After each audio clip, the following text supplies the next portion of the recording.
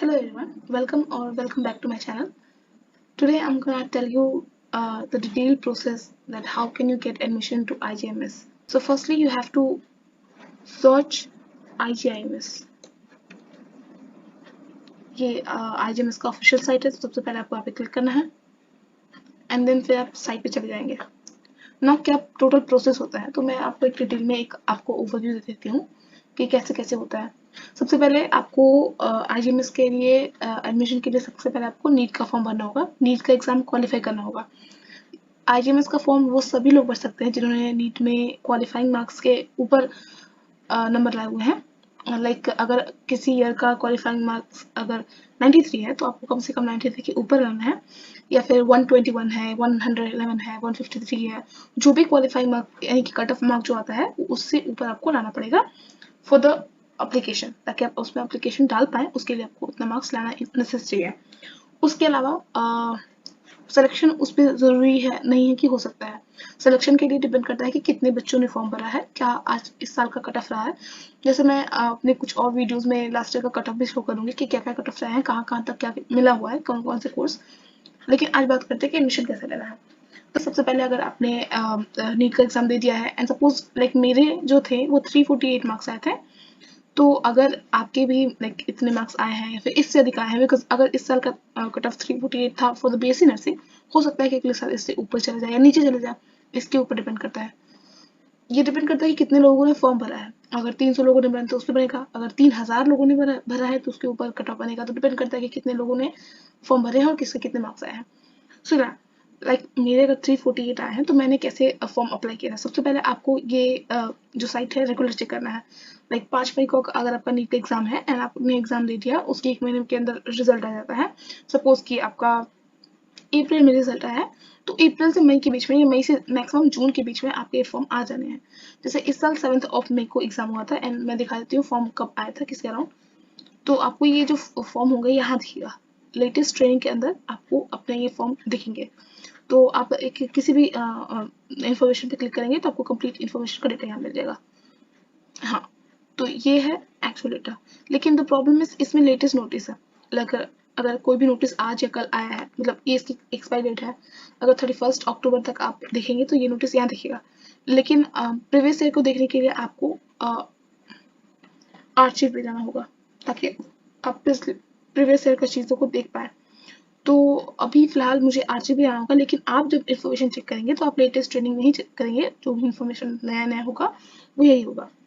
तो अभी मैं आरजीबी पे जाके दिखाती हूँ कि फॉर्म कब आया था और कैसे कैसे अप्लाई करना है. तो आप देख सकते हैं कि अभी सेकेंड राउंड का काउंसलिंग चल रही है और उसका इन्फॉर्मेशन यहाँ पे जो 5 अक्टूबर को हो चुका है वो यहाँ है.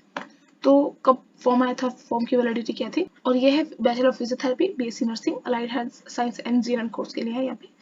तो ये जो था इसका जो एक्सपायरी डेट था यानी कि 14 सितंबर तक था. ये जो फॉर्म था वो अगस्त में आ गया था, मतलब मई में एग्जाम हुआ और अगस्त में फॉर्म आया. तो मई, जून, जुलाई, अगस्त के मिडल में आया था. 14 या 13 या 17 के आसपास आया था. तो यहाँ पे 2 ढाई 3 महीने लग गए. लेकिन मुझे मेरे हिसाब से क्योंकि कोरोना की वजह से चीज़ें थोड़ी सी डिले चल रही थी. लेकिन अकॉर्डिंग टू मी अगर 5 मई को एग्जामिनेशन हुआ है और जून में अगर रिजल्ट आता है, अप्रैल में अगर रिजल्ट आता है, तो जून जुलाई में ये फॉर्म आ जाएगा. तो आपको बेसिकली नीट के बाद आपको हर वीक अपनी फॉर्म के लिए आपको चेक करना है, वरना कभी भी नहीं कर सकता है. तो यहाँ पे प्रोस्पेक्टस है, इसको डाउनलोड कर लेते हैं. तो जो भी होता है एक चीज़ ध्यान रखना है कि जो प्रोस्पेक्टस है, आप किसी भी फॉर्म को IGMS के किसी भी फॉर्म को फ़ोन में नहीं डाउनलोड कर पाएंगे. उसको देखने के लिए आपको लैपटॉप में ही डाउनलोड करना पड़ेगा. अदरवाइज किसी आपके पास है तो आप वहाँ से डाउनलोड करके अपने फ़ोन में रख सकते हैं. तो ये है पैरामेडिकल का प्रोस्पेक्टस. ये यहाँ पे डाउनलोड हो रहा है. ओके, ये डाउनलोड हो चुका है. तो यहाँ पे कौन कौन से कोर्सेस है और कितने कितने कोर्स में कौन कौन से मतलब सीट्स अवेलेबल है, ये सब कुछ दिया हुआ है डिटेल में. तो लाइक अगर आपको PPT चाहिए तो उसके 10 सीट्स हैं और उसके 20 जैसे कि 50 हैं. उस ऐसे करके जितने कोर्सेस है सबके यहाँ पे दिए हुए हैं. तो अब हमें क्या करना है, सब कुछ वैसे प्रोस्पेक्टस में लिखा होता है लेकिन मैं जनरली बता देती हूँ क्या करना होता है. तो ये फॉर्म आने के बाद, प्रोस्पेक्टस आने के बाद यहाँ पे डेट लिखा हुआ है कि 14/9/2023 तक आपको फॉर्म भेज देना है. फॉर्म कैसे भेजना होता है, फॉर्म आपको कुरियर करना पड़ता है या स्पीड पोस्ट करना पड़ता है. देखिए यहाँ पे लिखा हुआ है, ठीक है. तो सबसे पहले क्या होता है कि एक फॉर्म इसमें अटैच होता है, वो फॉर्म का वो हम डिटेल भी आपको दिखा देते हैं. इस प्रोस्पेक्टस के लास्ट में ही वो अटैच होता है. ये रहा वो फॉर्म। तो ये 2023 का फॉर्म है। ऐसा 2024 का भी आएगा। तो ये फॉर्म है जिसमें आप अपना नाम लिखेंगे कैपिटल लेटर में, फादर्स नेम लिखेंगे, प्राइवेट ऑक्यूपेशन, अगर आपके फादर गवर्नमेंट जॉब करते हैं तो गवर्नमेंट लिखना, और अगर प्राइवेट जॉब करते हैं तो प्राइवेट लिखना। मदर्स नेम, वो क्या करती है, अगर हाउस वाइफ है तो हाउस वाइफ लिख सकते हैं। हस्बैंड नहीं है तो आपको छोड़ देना है। अगर आप मैरिड है तो आपको अपने हस्बैंड का नाम ही लिखना है। आप यहाँ पे तो मेल फीमेल बता सकते हैं। मैरिटल स्टेटस लिखना पड़ेगा। उसके बाद date of birth in words, presently doing any course, ध्यान रहे कि नहीं होना चाहिए। अगर आप कोई कोर्स कर रहे हैं तो पहले से उससे बैकआउट कर लें या वहाँ से उसको छोड़ दें, क्योंकि टाइम नहीं मिलता आपको अपने पेपर्स तैयार करने के लिए। सो ये आप ना ही करें तो बेटर है, क्योंकि ये सब प्रोस्पेक्टस में लिखा हुआ है कि आपको कोई और कोर्स उस प्रेजेंटली टाइम पे नहीं करना चाहिए। एफिडेविट लगता है इसको प्रूव करने के लिए कि हम कहीं और से कोर्स नहीं कर रहे हैं, तो ना करें तो ज़्यादा बेटर है। उसके बाद नेशनलिटी, स्टेट्स, कैटेगरी, उसके बाद यहाँ पे कैटेगरी, फिर नीट यूजी का roll number, application number, total marks कितने आए थे, बोर्ड्स में बताने कितने मार्क्स आए हैं। उसके अलावा एक बहुत ही इंपॉर्टेंट चीज़ विच इज़ डीडी। इस फॉर्म को भरने के लिए 1500 की डीडी लगती है यूआर, ईडब्ल्यूएस, बीसी, एबीसी के लिए, और एससी/एसटी के लिए 1000 की डीडी लगती है। उसके बाद डीडी का कब बना गया है, उसका डेट, अमाउंट कितना है और बैंक का नेम ये डालना होता है। और ये डीडी का नंबर होता है, उसमें लिखा होता है डीडी बनाएंगे तो आपको डीडी का नंबर दिखता है, वो होगा। आपका जो एड्रेस है वो डाल सकते हैं, पिन कोड नंबर डाल सकते हैं, परमानेंट एड्रेस क्या है वो डालेंगे। उसके बाद कॉन्टैक्ट नंबर आपको किसी ना किसी का डालना है, आधार नंबर आपको अपने आधार का डालना है, ईमेल आईडी आपको जो भी है वो डाल सकते हैं। ये सेम चीज़ यहाँ पे आपको स्टेट करना होता है, जो भी कुछ लिखा हुआ है सेम इसको लिखना है। उसके बाद खुद का सिग्नेचर करना है यहाँ पे, और उसके बाद यहाँ पे गार्जियन का। उसके अलावा अगर आप ये फॉर्म पढ़ते हैं तो बहुत अच्छी बात है, पढ़ लेना चाहिए, अदरवाइज हम बता ही रहे हैं। तो इतना हो गया, आपने फॉर्म भर दिया। सिंपल है सर कि आपने वो फॉर्म भर दिया। अब क्या, अब उसको सब कुछ डिटेल में भरने के बाद यहाँ पे कुछ डॉक्यूमेंट लिखे होते हैं कि आप कौन कौन से उसके साथ डॉक्यूमेंट अटैच करने हैं।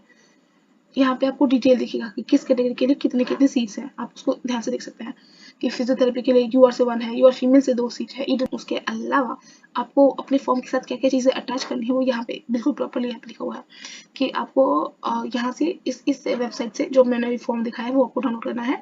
उसके बाद बहुत इंपॉर्टेंट, आपको डिमांड ड्राफ्ट बनाना है कितने का।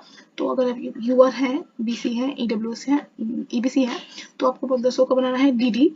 एंड अगर आप SC/ST है तो आपको 1000 का। उसके अलावा आपको अपने आपको कोई भी जो भी आपको सीट मिलने वाला है आपको मेरिट लिस्ट के अकॉर्डिंग मिलेगा, उसके बारे में आपको बताएंगे डिटेल में। तो हाँ, कहाँ भेजना है, तो दिस इज द एड्रेस की that office of dean academics, Indira Gandhi institute of medical science. आपको जहाँ सेंड करना है इसका ये कंप्लीट एड्रेस है, you have to fill the complete address to reach there. Okay, ये पूरा office of dean academics, Indira Gandhi institute of medical science, Sheikhpura Patna, और ये फिर पिन कोड, फिर बिहार। इतना तक आपका कंप्लीट एड्रेस है, आपको इतना डालना पड़ेगा।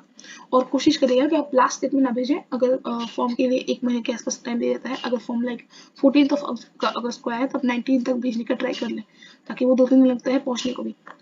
उसके बाद क्या हुआ, उसके बाद इनकम्प्लीट अगर आपका फॉर्म है तो वो रिजेक्ट हो जाएगा, तो ट्राई करें कि वो इनकम्प्लीट ना रहे। डॉक्यूमेंट्स कौन से अरेंज करना है, ये है फी, जो कि एडमिशन के बाद कितना फी रहेगा, ये फी का डिस्ट्रीब्यूशन है। आप देख सकते हैं कि ट्यूशन फी 50,000 है, 1 टाइम का रजिस्ट्रेशन फी 5,000 है, एडमिशन फी 5,000 है, 1 टाइम रहेगा। कॉशन मनी रिफंडेबल है विच इज़ 5,000। मिसलेनियस जो है 1 टाइम का है 3,000, ट्रांसपोर्ट का फी है 4,000, ID कार्ड का 200, एंड फिर अमाउंट इतना हो गया टोटल। ये फर्स्ट ईयर का है, सेकेंड ईयर में कट जाएगा क्योंकि ये सब 1 टाइम फी है, तो ये घट के 54,000 हो जाएंगे सेकेंड ईयर से। तो देख सकते हैं। उसके अलावा हॉस्टल मिलने के लिए भी अलग से फी लगता है, यहाँ पे लिखा हुआ है कि हॉस्टल चार्ज जो है 20,000 पर ईयर होता है for BSc nursing and JNM के लिए। अगर आप कोई और कोर्स लेते हैं तो आपको हॉस्टल नहीं मिलेगा। ओके, उसके अलावा आपको एक और चीज़ ध्यान रखना है कि अगर आप बीच में ही अपने कोर्स को छोड़ रहे हैं, अगर आप सोच रहे हैं कि मैं पार्शियल ड्रॉप ले लूँगा किसी एक कोर्स में एडमिशन लेके, सो दैट्स नॉट पॉसिबल है, लेकिन आपको 25,000 का पेनल्टी भरना पड़ेगा। उसके अलावा जितना भी आप जैसे लाइक मैं अगर फर्स्ट ईयर में हूँ तो मुझे फर्स्ट ईयर का फ़ी, सेकेंड ईयर का फ़ी, थर्ड ईयर का फ़ी और 4th ईयर का फ़ी, मुझे अपने 4 सालों का फ़ी भरना पड़ेगा। अगर मैं सेकेंड ईयर में हूँ तो मुझे 3 साल का फ़ी भरना पड़ेगा, अगर मैं थर्ड ईयर में हूँ तो मुझे 2 साल का भरना पड़ेगा, और अगर मैं 4th ईयर को तो मुझे 4th ईयर का ही फ़ी भरना पड़ेगा। सो अगर आपको अपना कोर्स लीव करते हैं तो आपको पूरा फ़ी भरना पड़ेगा। अब बात है कि कौन कौन से डॉक्यूमेंट लगाने हैं। अगर मान लीजिए आपने एप्लीकेशन फॉर्म को भर लिया और सिग्नेचर ले लिया, डीडी बनवा लिया, अब क्या, आपको 10th की मार्कशीट की फोटो कॉपी चाहिए, और उसके पास सेल्फ असिस्टेंट मतलब कि खुद की सिग्नेचर की भी वो चाहिए। उसके बाद आपका 10th का पासिंग सर्टिफिकेट जो कि ओरिजिनली आपको मिला होता है, उसके ऊपर भी आपका सिग्नेचर चाहिए, यानी कि सब पे वो सेल्फ असिस्ट होना चाहिए।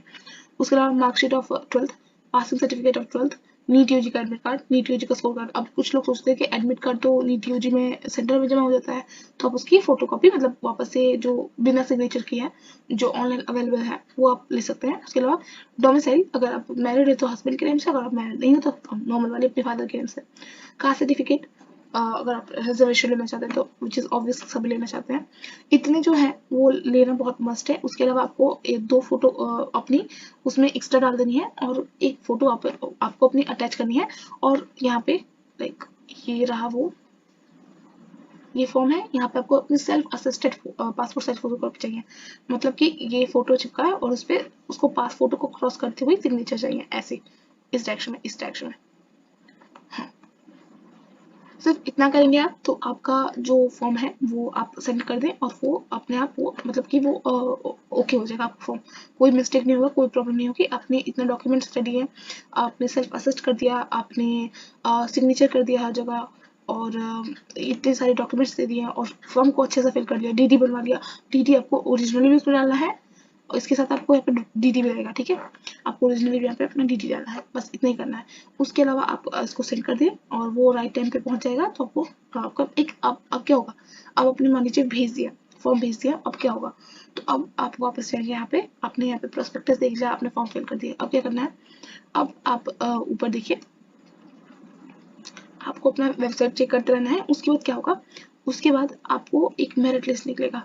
जितने भी बच्चों ने अपना मतलब फॉर्म भेजा है, अप्लाई किया है, उनका बेसिस पे यहाँ पे list of candidates who have applied BPT, BSc nursing, allied health science courses and GNM के लिए जितने भी लोगों ने किया है उसके लिए आपका मेरिट लिस्ट आएगा। So this is a merit list. Okay, done हो गया। आइए, ये है मेरिट लिस्ट जो कि इस साल आया हुआ था। मेरा नाम आप लोगों को चैनल में भी देख लिया है और मैं भी बता देती हूँ, मेरा नाम श्रेया वर्मा है। और मेरा अगर मैं बोलूँ कि मेरिट लिस्ट में कहाँ नाम है, तो देख सकते हैं आपको रैंक 1 का जो मार्क्स है वो 574 है, सेकंड का 515 है। ऐसे करते करते करते ये रहा वो मैं हूँ श्रेया वर्मा और ये सारी मेरी डिटेल्स है। और मेरा 348 आया था, विच इज मैंने पहले बोल दिया था। और यहाँ पे लिखा हुआ है कि eligible to attend first round counselling. तो ये है मेरिट लिस्ट, ये ऐसा मेरिट लिस्ट आता है इतने सारे लोगों का। सो ये है मेरिट लिस्ट। तो ऐसा एक मेरिट लिस्ट आएगा। अगर आप सेलेक्ट हो गए हैं तो ऑफकोर्स आप वहीं जाएंगे, विच इज नॉर्मल है। अगर आपने सही से फॉर्म भरा है तो सेलेक्ट हो जाएंगे। तो अगर मान लीजिए आपका कुछ भी डिफिशेंसी है तो यहाँ पे लिख दिया जाएगा कि आपके ये डॉक्यूमेंट्स नहीं है, ये ले आइएगा। जब आइएगा तो ये ले आइएगा, ठीक है।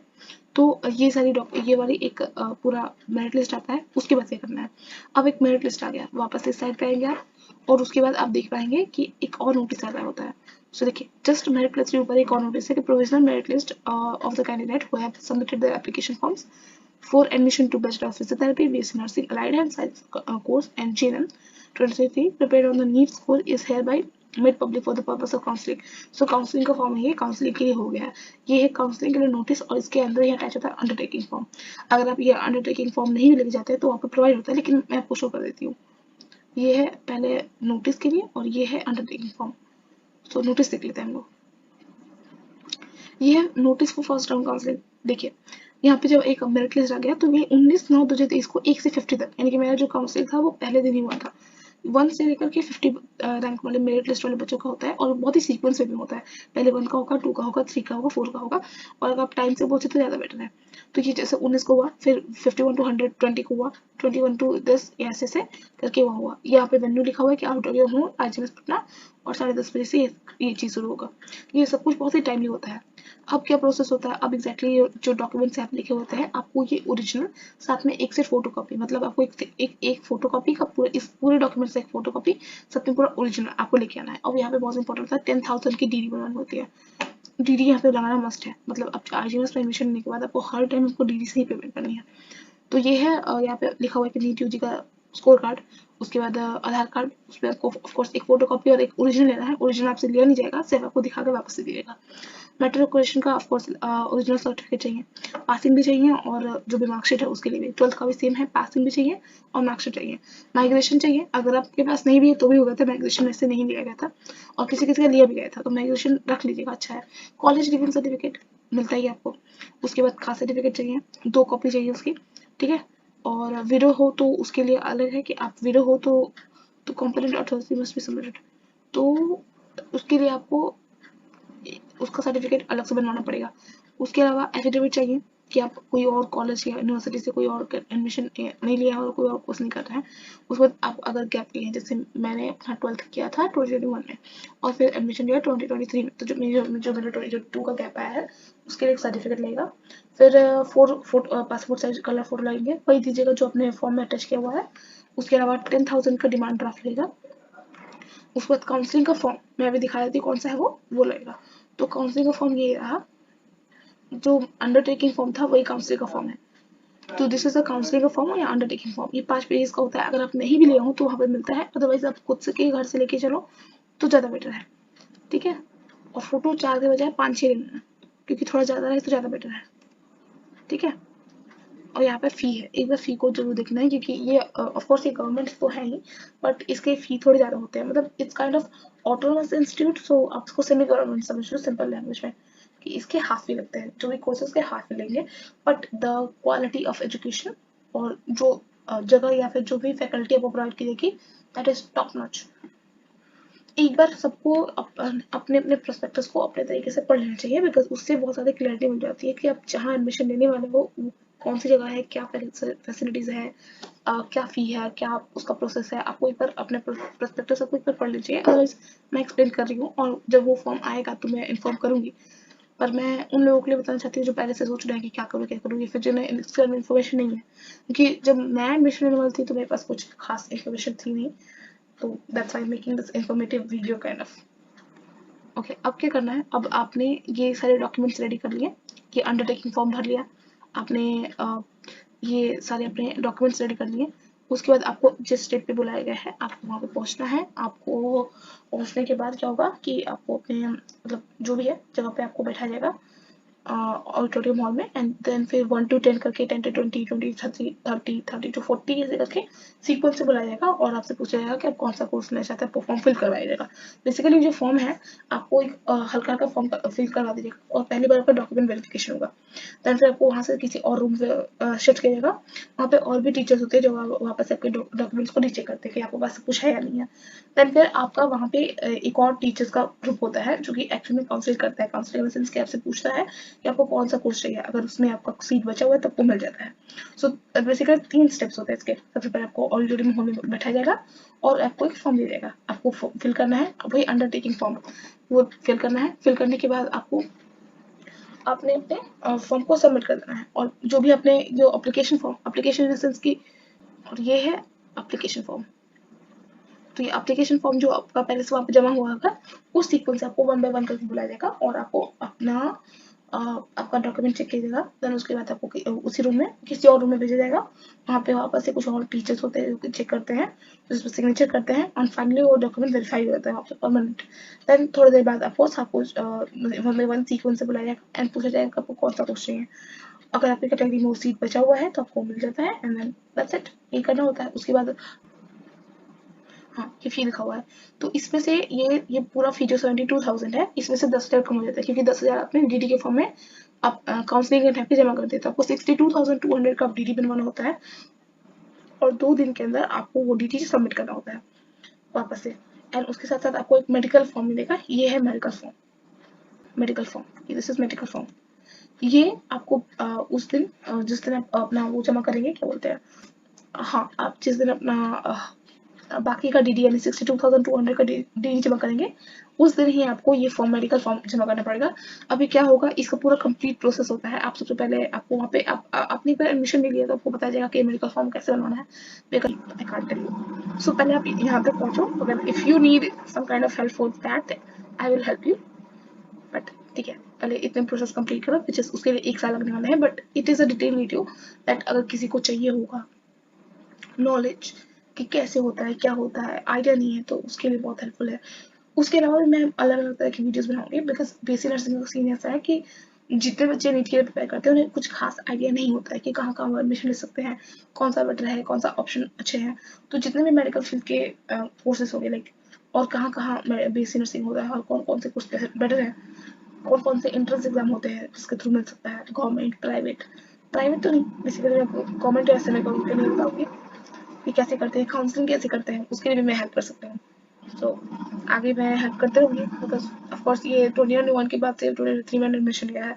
इतने टाइम में मुझे इतना तो आइडिया हो गया है कि कौन कौन से काम कैसे करते हैं, कहाँ पे कौन से फॉर्म लगते हैं, किस किस चीज़ के लिए क्या होता है, कैसे काउंसलिंग करते हैं, कौन से डॉक्यूमेंट्स लगते हैं। सो या ये चीज़ें मेरी क्लियर हो चुकी है काफ़ी ज़्यादा। सो आई थिंक मैं हेल्प कर सकती हूँ, और अगर मेरी नॉलेज कम आ जाए तो that's great thing. Okay, so thank you, I am signing off, bye bye.